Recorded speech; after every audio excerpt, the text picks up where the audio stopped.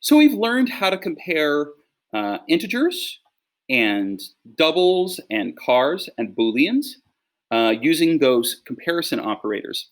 Now remember, those are all primitives. So integers, doubles, chars, booleans, those are all primitives, primitive data types.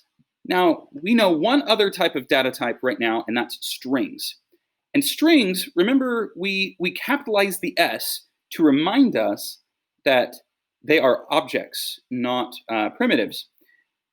So whenever we deal with strings and we have to compare them, we have to act a little differently because our primitives don't work for that. So if I want to check if two strings are equal, I'm going to have to use the equals method. So for example, s1 dot equals s2 will return true if those strings are the same and false if they're not.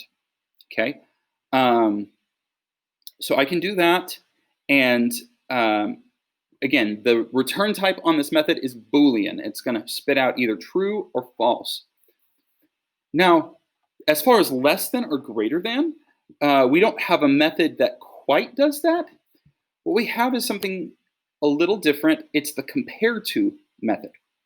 Now, the compare to method doesn't return a Boolean. It returns an int. Okay, so s1 dot compare to s2 will return 0 if the strings are the same. It will return something negative if s1 comes before s2 alphabetically, and return a positive int if s1 comes after.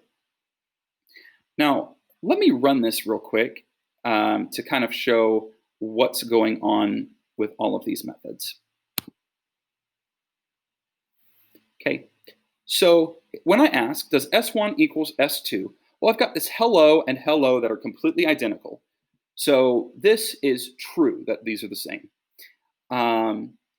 S1 dot equals S3, I've got hello with a capital H and hello with a lowercase h. Well, case matters here. I'm trying to see, are these identical? So the answer is false. They're not the same. S1 and S4 are obviously not the same. Okay, so we get another false. Now when I do the compare to method, you'll see I'm no longer getting true or false, I'm getting int. So don't make the mistake of trying to use this by itself as giving you a Boolean, because it doesn't, it gives you an int.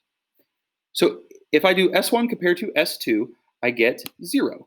There's no difference, so I get 0 when I do my compare to. So these are equal.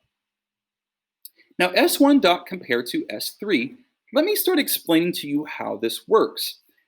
When I compare this to this, I get a negative value because what happens is it takes the first character of the first string and compares it to the first character of the second string. And what it does is this 32 is not a random number. If we hop back up to our ASCII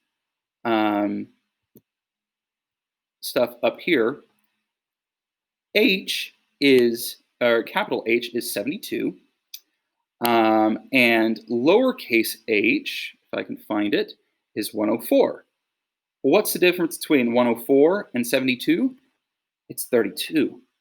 So basically what it's doing is it's doing 72 minus 104. So it does 72 minus 104, it gives us negative 32 because this one is 32 below this other value.